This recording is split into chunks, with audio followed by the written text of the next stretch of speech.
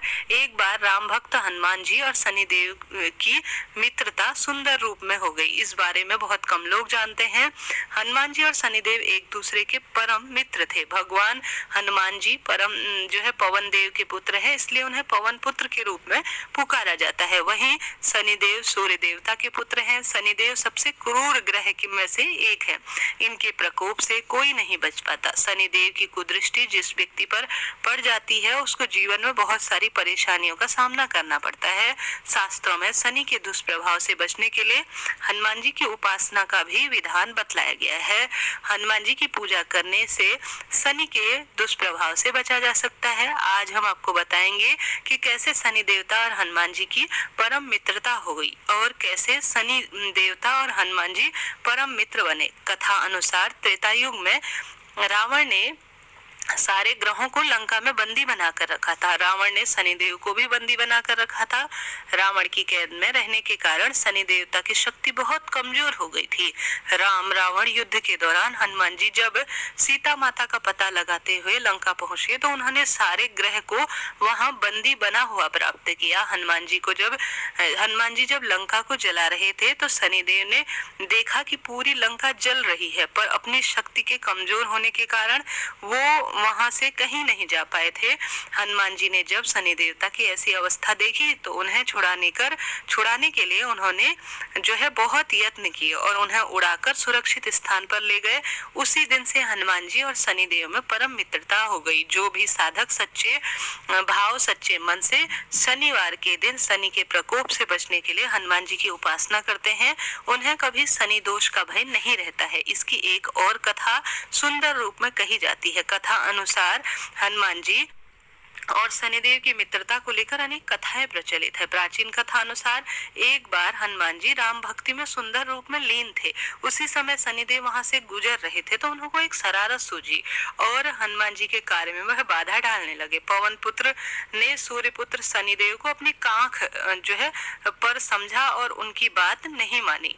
तब हनुमान जी ने शनिदेव को अपनी पूंछ पर लपेट लिया और फिर से अपनी राम भक्ति में लीन हो गए। वो अपने काम में इतने मगन हो गए कि उन्हें ध्यान नहीं रहा कि उन्होंने शनि देवता को अपनी पूंछ में बांध रखा है। इस कारण शनिदेव को बहुत चोट आई। काम समाप्त होने के बाद हनुमान जी को याद आया कि उन्होंने शनिदेव को बांध रखा है। फिर उन्होंने अपनी पूंछ से उन्हें मुक्त किया। शनिदेव जब मुक्त हो गए तो हनुमान जी से कार्य में बाधा डालने के लिए क्षमा मांगने लगे। हनुमान जी ने क्षमा तो कर दिया, फिर शनिदेव ने उनसे सरसों का तेल मांगा और अपने चोट पर लगाया। तब से हनुमान जी और शनिदेव की परम मित्रता हो गई।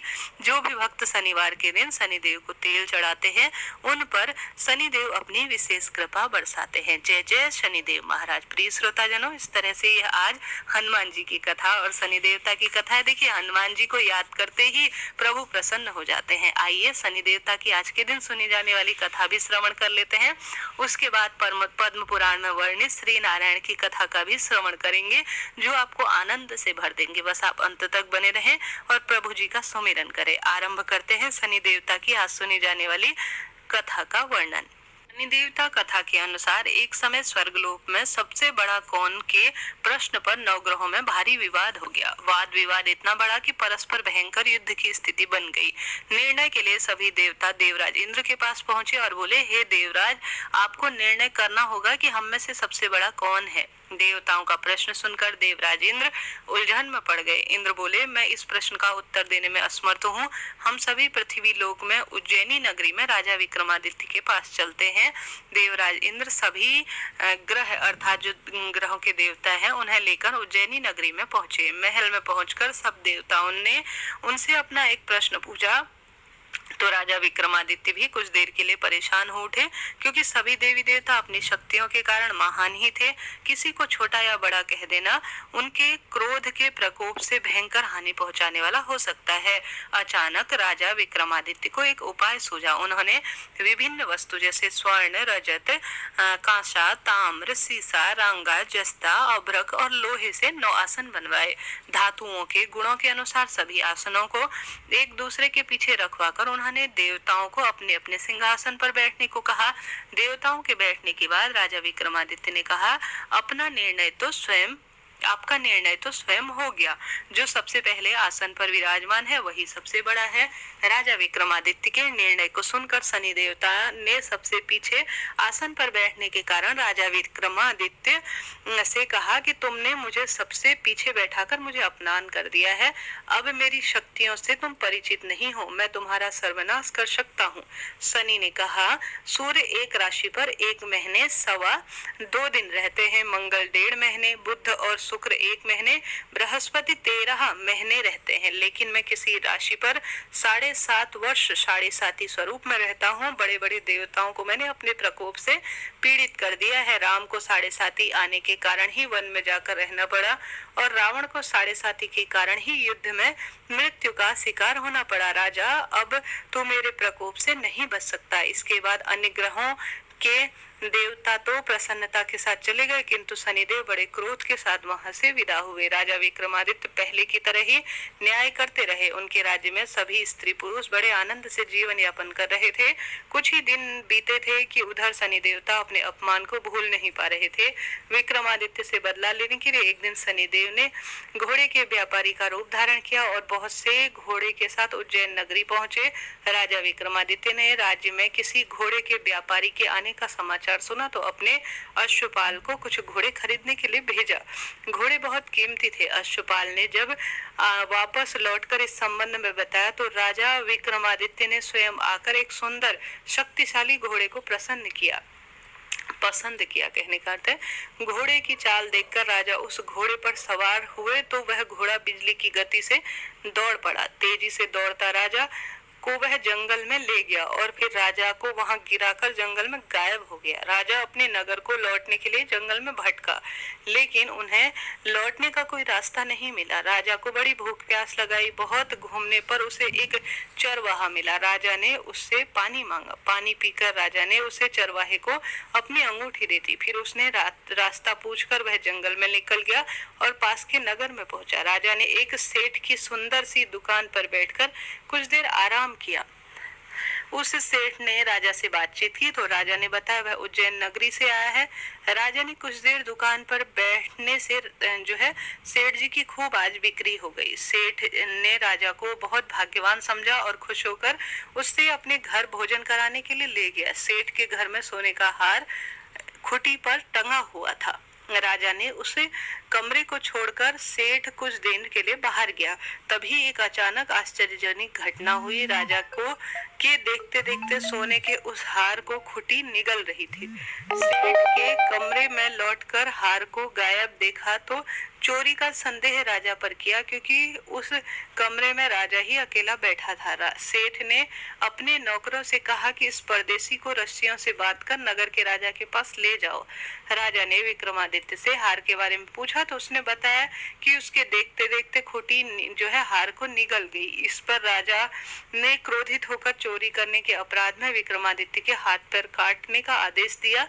राजा विक्रमादित्य के हाथ पैर काटकर उसे नगर के बाहर फेंकवा दिया। कुछ दिन एक तेली उसे उठाकर अपने घर ले आया और उसे अपने कोल्हू पर बैठा दिया। राजा आवाज देकर बैलों को हाँकता रहा। इस तरह तेली का बैल चलता रहा और राजा को भोजन मिलता रहा। शनि के प्रकोप की 7.5 पूरी होने पर वर्षा ऋतु आरंभ हुई। राजा विक्रमादित्य एक रात मल्हार मेघ गा रहा था कि तभी नगर के राजा की लड़की राजकुमार मोहिनी रथ पर सवार होकर तेली के घर के आसपास से गुजरी। उसे मेघ मल्हार सुना तो उसे बहुत अच्छा लगा और दासी को भेजकर गाने वाले को तुरंत बुला लिया। दासी ने लौटकर राजकुमार को अपंग राजा के बारे में सब कुछ बता दिया। राजकुमारी उससे मेघ मल्हार से बहुत मोहित थी, अतः उसने सब कुछ जानकर भी अपंग राजा से विवाह करने का निश्चय किया। राजकुमारी ने अपने माता पिता को जब यह बात बताई तो वह हैरान हो गए। रानी ने मोहिनी को समझाया, बेटी तेरे भाग्य में तो किसी राजा की रानी होना लिखा है, फिर तो उस अपंग से विवाह करके अपने पैर पर कुल्हाड़ी क्यों मार रही हो। राजकुमारी ने अपनी जिद नहीं छोड़ी। अपनी जिद पूरी करने के लिए उसने भोजन करना छोड़ दिया और प्राण त्यागने का निश्चय किया। आखिर राजा और रानी को विवश होकर अपंग विक्रमादित्य से राजकुमारी का विवाह करना पड़ा। विवाह के बाद राजा विक्रमादित्य और राजकुमारी तेली के घर पर रहने लगी। उसी रात स्वप्न में शनिदेव ने राजा से कहा, राजा, तुमने मेरा प्रकोप शायद देख लिया होगा। मैंने तुम्हें अपने अपमान का दंड दिया है। राजा ने शनिदेव से माफी मांगी, क्षमा प्रार्थी हुई और जो है प्रार्थना की कि हे शनिदेव, जितना आपने मुझे दुख दिया किसी अन्य को मत देना। शनिदेव ने सोचकर कहा, राजा, मैं तुम्हारी प्रार्थना स्वीकार करता हूँ। जो कोई स्त्री पुरुष मेरी पूजा करेगा, शनिवार को व्रत करके मेरी व्रत कथा सुनेगा, उस पर मेरी अनुकंपा बनी रहेगी। प्रातःकाल राजा विक्रमादित्य की नींद खुली तो अपने हाथ पैर को पाकर वह प्रसन्न हुआ। उसने मन ही मन शनिदेव को प्रणाम किया। राजकुमारी भी राजा के हाथ पैर सही सलामत देखकर आश्चर्य में डूब गई। तब राजा विक्रमादित्य ने अपना सारा परिचय देते हुए शनिदेव को प्रकोप की कहानी सुनाई। सेठ को जब यह बात पता चली तो दौड़ता हुआ तेली के घर पहुंचा और राजा के चरणों में गिरकर माफी मांगने लगा। राजा ने उसे क्षमा कर दिया, लेकिन यह सब तो शनिदेव के प्रकोप के कारण हुआ था। सेठ राजा को अपने घर ले आया और उसे भोजन कराया। भोजन करते समय वहां एक आश्चर्यचकित घटना हुई। सबके देखते देखते उस खूंटी से हार उगल रहा था। सेठ जी ने अपनी बेटी का विवाह भी राजा के साथ कर दिया और बहुत सारा स्वर्ण आभूषण धन देकर राजा को विदा किया। राजा विक्रमादित्य राजकुमारी मोहिनी और सेठ की बेटी के साथ उज्जैनी पहुंचे तो नगरवासियों ने हर्ष उल्लास से उनका स्वागत किया।